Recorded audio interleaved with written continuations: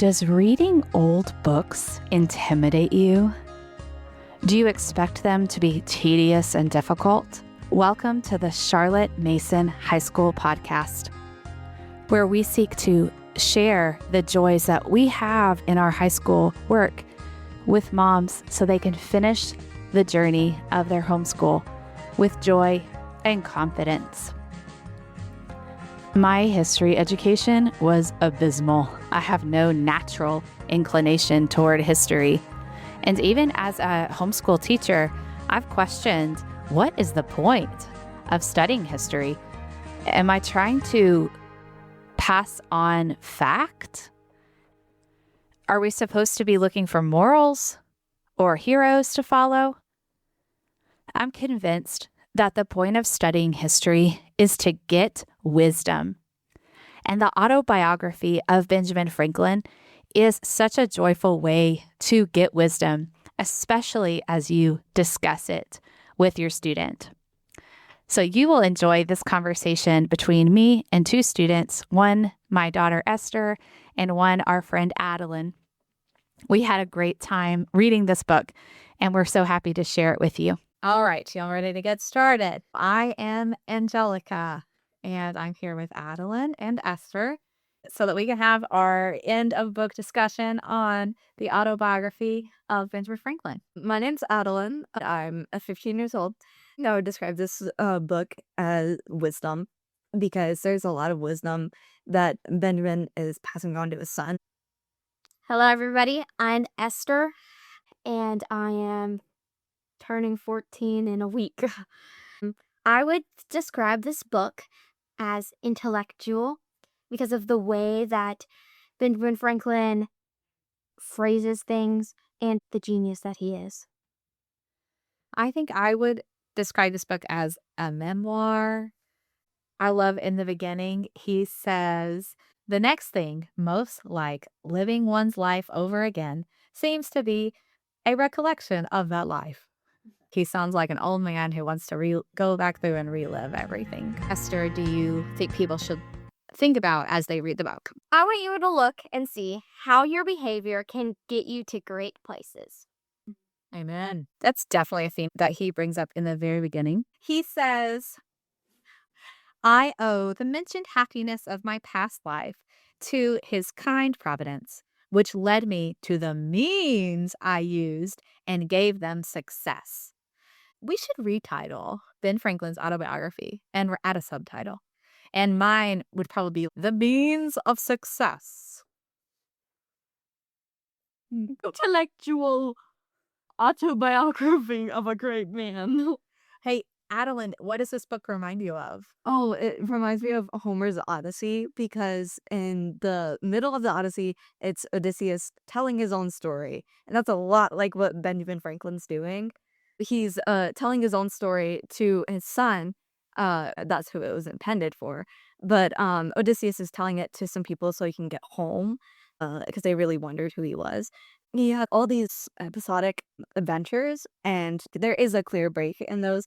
And Benjamin Franklin's, sometimes it's not so clear. It's a flow, but it's definitely very similar in that aspect. That would be a great thing to put in a subtitle. Yes. A Odyssey of Benjamin Franklin. a great founding father. Yes. Exactly. Perfect. That's the title of the podcast. I'm just surprised that the autobiography of Ben Franklin has turned into an epic. It has. That's surprising to me. Oh, I got it.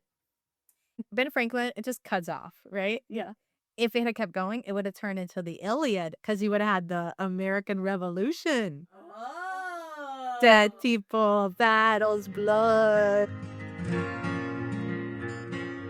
I think you should look out for how tricky people can be with their religion. Because Benjamin Franklin was what is the word? A deist. Yeah, what does that mean? So, great question. This is the classic example of what a deist is.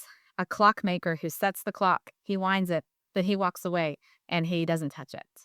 So, there is a God who created the world, but he is not involved anymore. Now it's all on you. That is what Ben Franklin thought. At least for a while. And then his friends converted and they were terrible people. So he decided that maybe deism wasn't correct. Maybe that's not how the world works. He didn't really explain further where his beliefs went. That's what I'm really interested in, what he believed after the autobiography, really. But I think it's very interesting to read through that, but you have to be very careful when you read it because he is wrong about a lot of things. So, why do you think deism would lead to the scoundrels who were drunkards, gamblers leave their I just could not believe someone would leave his wife and go just hook up with another lady in England. Yeah. So, but I think those are connected. Why would a deist act like that?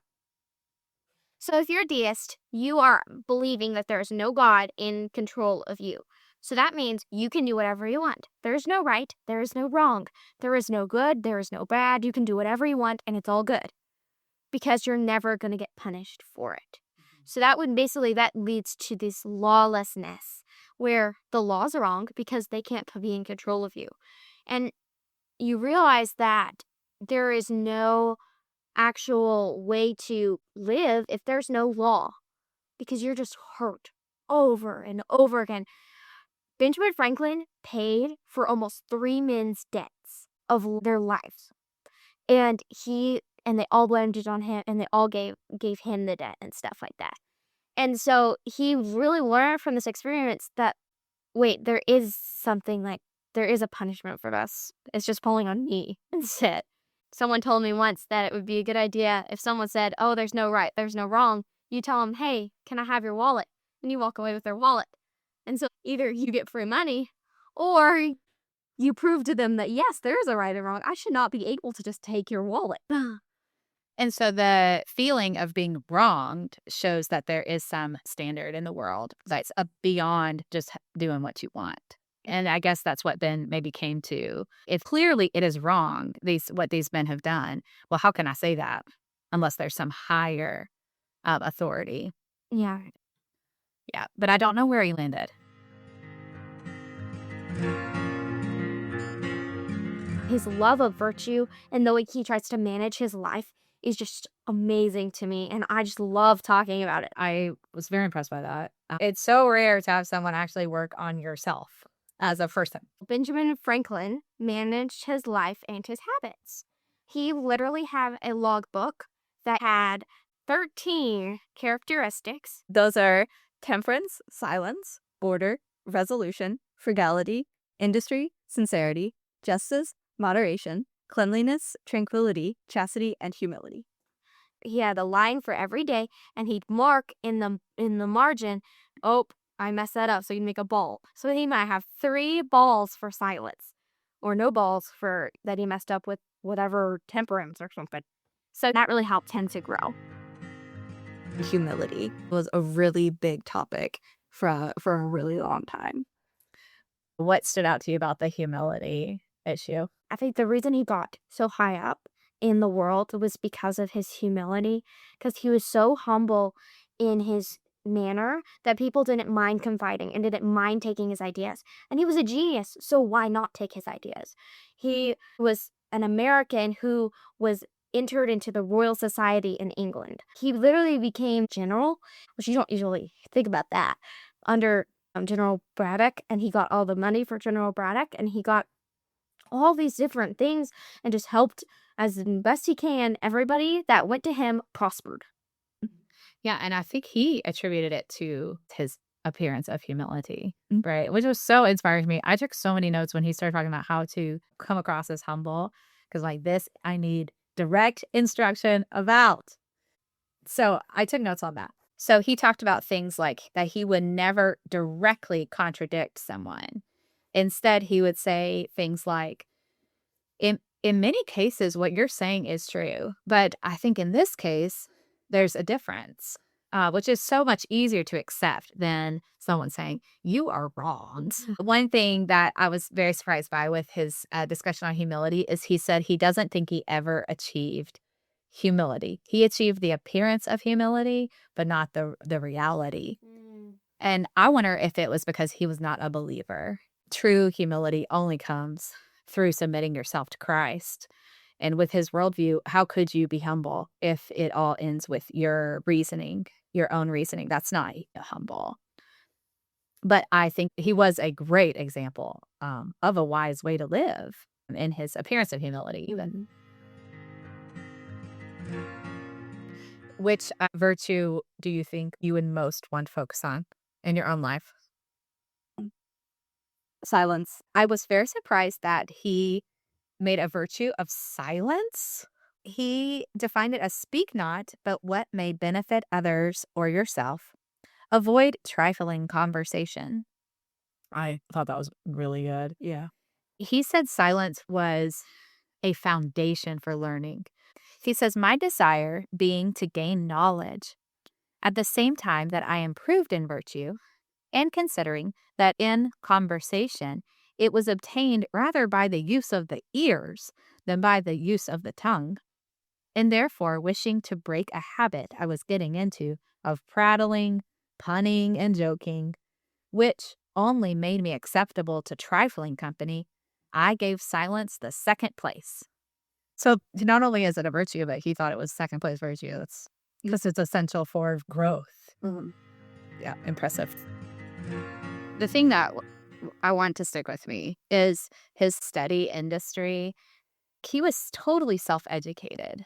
All his brilliance really came about through his own studies, which is so impressive. And just the continued work in that direction led to this worldwide influence at a super crucial time in America. His service that he was able to bring to America was because of his constant work. Early on, not only did he try to work, he tried to never appear to be not working. And it gained the respect of his community. They're like, oh, Ben Franklin, he doesn't loiter around, And so they even trusted their business to him. Very impressive to me. I think to take his virtues and vices very personally. It's kind of like a self-help book that's directed towards his son. And I think as the audience, we are the son. We are being addressed. Those virtues are really helpful in anyone's life because any of those virtues can be someone's fault. Like they cannot achieve that one thing. And so you can use his list to find your faults and better yourself. Good.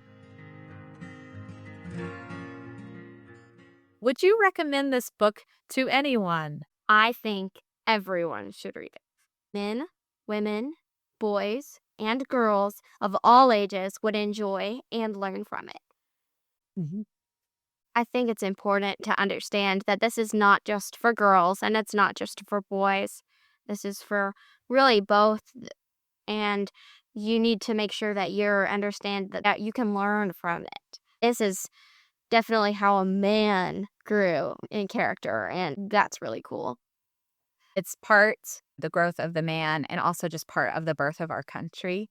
Yes. It's an original document from before America was independent. And so these details are really cool, which left me with lots of questions. So it just makes me want to understand the American Revolution more and see if there was good cause for it and not just assume. I want to know what the relationship between the congressman was, because he never talked about the Revolutionary War. He never talked about George Washington, Thomas Jefferson, Adams, Hamilton. He never talked about all these important figures. But he was in a different era, really. He just bled into the other one. I definitely wonder a lot more about his personal life. But he never really dug deep into his own family. I do think this is a middle school and high school read if you're going to read it by yourself. If you read it as a family, that would be nice. One challenge was there's no chapters. Yes. So we just divided up the pages by 10, read a 10th of it every week. And I enjoyed it meandering, like I'll just read a little bit of this before bed because there's not a chapter for me to know when to stop. And then I would just stop when I felt like it. On the note of pacing, we read about 20 pages a week, and I think that is definitely way too much to read in one sitting. So I found I could enjoy 10 pages, and then the rest of the 10 pages were a chore. So it would be a good idea to even split it up for 2 times a week, or just have it be even longer to where you do it for like 2 terms. I do think very slow pacing. Quotes are amazing in this book, so I definitely recommend writing them down in your quote book as well. Honestly, he is a genius. He was just so shockingly good with his words. And this was one quote that I loved. So convenient a thing it is to be a reasonable creature, since it enables one to find or make a reason for everything one has mind to do. That was fun. And it just has a little bit of humor to it, but it's just so well put. And so it's good to know stuff that he did and ideas he had. And once you get halfway through, you will definitely realize that this is why Benjamin Franklin was such a great man and in the Royal Society and a founding father and worthy of all this praise, because I thought he was blown up. I thought he was not great. But then you think about, okay, so he created the fire departments. He created the libraries. And that is just mind-blowing. And Mama was joking around about having a picture of Benjamin Franklin hanging everywhere, but he created something. And can you imagine? He didn't patent anything, which is cool too. So people can just continue to make things better out of his idea, and so he doesn't get the credit for it. I think everyone should aspire to be like Benjamin Franklin in one way or another. Yeah, every American should read it, for sure. And it should help us to be more profitable to our own communities. So it is kind of self-help, history, An epic. travelogue. It's all of them. Yes. It's amazing. We're definitely worth the read. As I reflect back on this conversation, I'm just so thankful. I'm thankful to read a book that inspires me toward personal growth and virtue. And I'm thankful to have that experience with these two students. Next up, we are going to share our reflections after we've finished reading the United States Constitution, which is another document that may not interest you initially. I know for me, I was not interested in reading the United States Constitution before we read it, but I'm so glad we did. It's a fun conversation. I think you'll really enjoy and be inspired to attack these original documents on your own and with your students. After that, we are going to attack poetry. Poetry is another area where I was weak coming in, but I'm growing now. And so we invite you to read along with us The Rime of the Ancient Mariner. We will read it on the podcast and discuss it in that same episode. Thank you for listening, and we would love to hear feedback from you on what your thoughts were on these books or what was helpful to you in the podcast. Go forward and read with confidence.